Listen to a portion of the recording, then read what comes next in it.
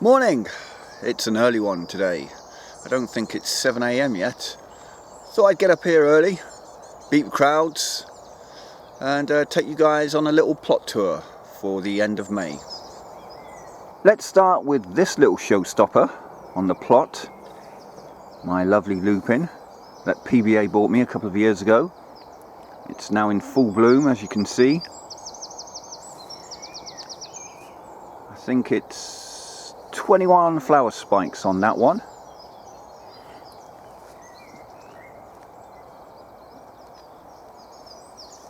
And just to the right we can see, I think this is Mick Watson's Lupin. There's a few more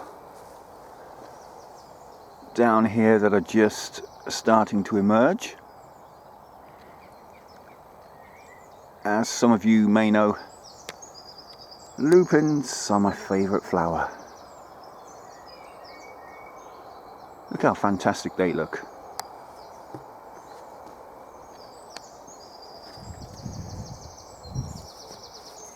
Get yourself some lupins, people. Less showy at the moment, but not far off from blooming, as these little flower heads will show, are my tree lilies. I've got that one there, and then this one here. Medallions are starting to show as well, as you can see. I never dig these up.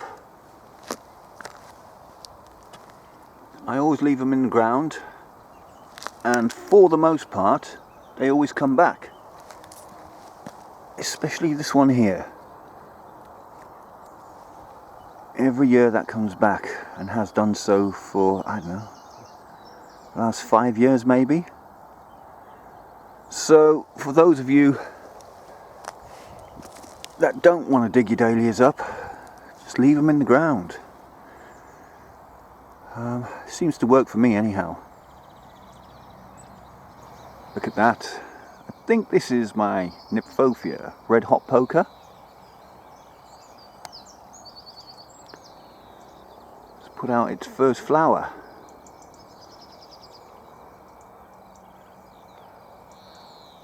Looking good.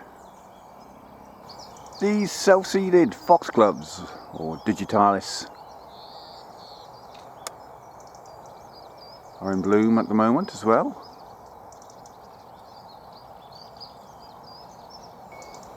That's the globe artichoke I planted out a couple of weeks ago. I think it's starting to take, but if it doesn't, well, that'll be the last time I try growing one of them. As Kenny Rogers once said, you gotta know when to fold them. If you don't make it, mate, I ain't getting another.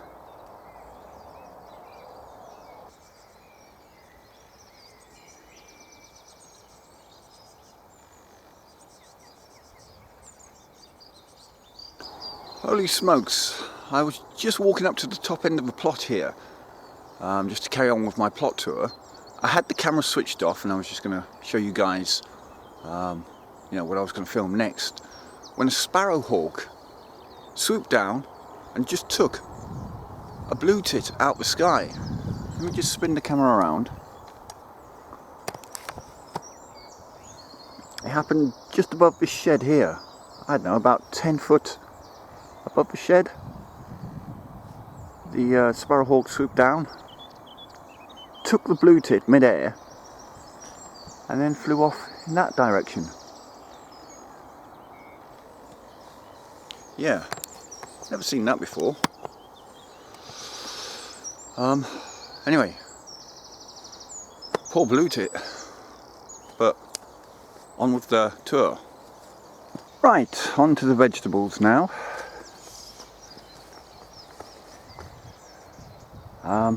I think in the last video but one you saw me take down the bamboo canes which were attached to this frame structure here.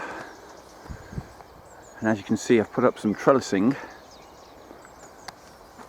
and at the bottom there I've planted out my spaghetti squash, which apparently is a climber. So what I am going to have to do is, I think, put some string in between the gaps here for the little tendrils to grab hold of, so it can pull itself up the trellis. And I wrapped this plastic around it about a week ago, because we had some high winds over here in the UK for a couple of days, and I'd literally just put that out. It'd only been out, I don't know, a day or two, and I just thought it's going to get absolutely battered, but it looks to be okay at the moment, fingers crossed. And then here I've got another spaghetti squash which I've planted, and I've got this contraption, this metal cage.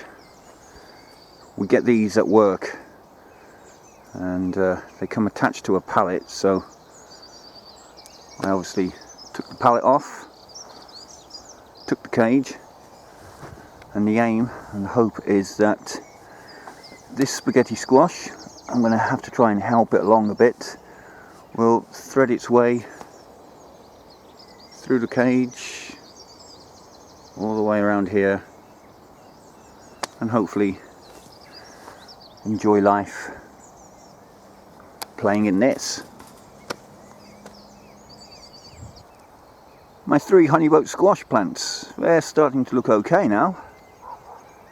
I think they've recovered from the shock of being transplanted up here at the allotment, and are now loving life on the plot. So hopefully I'll be getting plenty of squash from you guys. This top seed bed has now just become, as you can see, a veg bed. A row of beetroot, part beetroot and carrots. Turnips just going mental. Never grown turnips before. I didn't know how many seed I needed to sow, so I just practically sowed the whole packet, and as you can see, it's 100% germination more or less. Yeah, probably need to thin those out, but I ain't gonna. Row of lettuce, 2 rows of transplanted lettuce from that row, and parsnips at the end here. Anyway, yeah, this bed's looking good.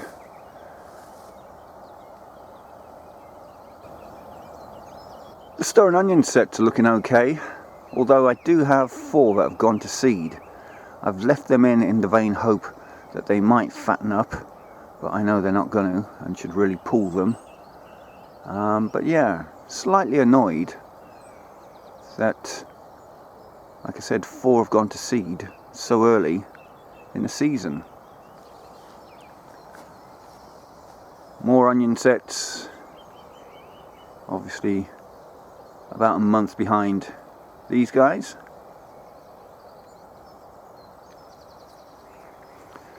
The sweet peas, I think in the next week or so I'm going to remove this, because it looks like they're, once they get to that kind of stage, rabbits don't seem to touch them. Fingers crossed. Under the netting we've got the broccoli.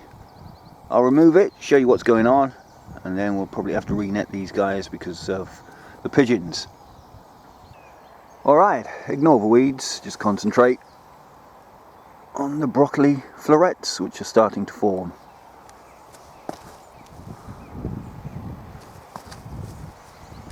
There we go.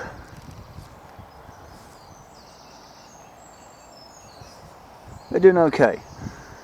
I think I'm going to take these florets when they're smaller like this. Obviously I will let that one develop a bit more, but yeah, I'm not going to let them develop into a really big tree-like structure. and obviously I do need to get in here and do some weeding. Now this has annoyed me, and I'm going to show you why once I've got the net off these plants.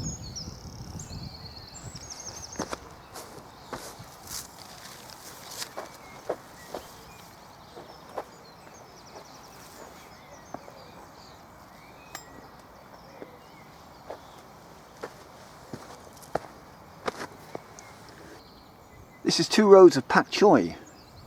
As you can see, most of them, or some of them at least, are starting to go to seed, starting to flower. They've only been in about, I don't know, less than 2 weeks. There you go, look at that. Gone to flower, flower, starting to. In fact, looking at it, all of them have. First time I've grown Popjoy. I know everything does go to flower eventually, but like I said, these have only been in the bed less than 2 weeks. I'm going to have to start taking some of these, all of these. Definitely taking some today. Bugger. Under the netting we've got sweet corn. I'm going to leave the netting on just for now. I can't be bothered to take it off. It's just sweet corn. Under here is that row of Swedes. Again, I can't be bothered to take this off. I will with the Swedes planted down at the bottom, just because it's an easier cloche to remove. There we go. 6 Swede plants in this bottom bed here. They're doing alright. Definitely getting Swede this year, people. Oh yeah. Although it doesn't look it, the French climbing beans that I planted out a couple of videos ago are starting to pick up.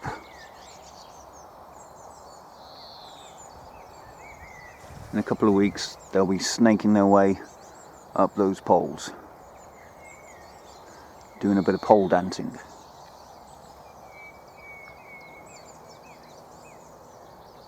And here we have this year's broad beans.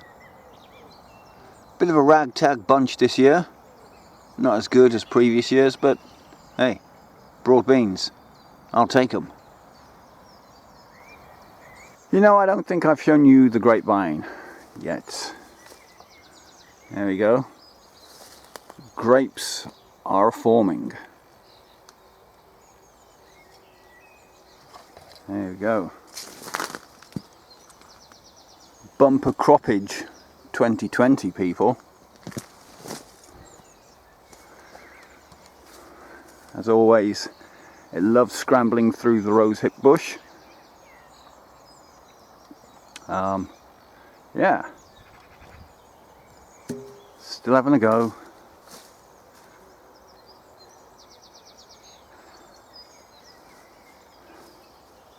Still pumping out grapes. Love it. Well, that's about it for this plot tour at the end of May. Still kind of freaked out by that sparrowhawk incident. Poor blue tit is no more. Oh well, I guess that's nature, eh? Popjoy growers out there, let me know if I need to be doing something different with those Popjoy. Like I said, they'd only been in maybe 2 weeks, and already they've gone to seed. Right, that's it. Thank you for joining me. If you have, remember to hit that like button, share, subscribe, but most importantly, please do comment down below. And until the next video, bye for now.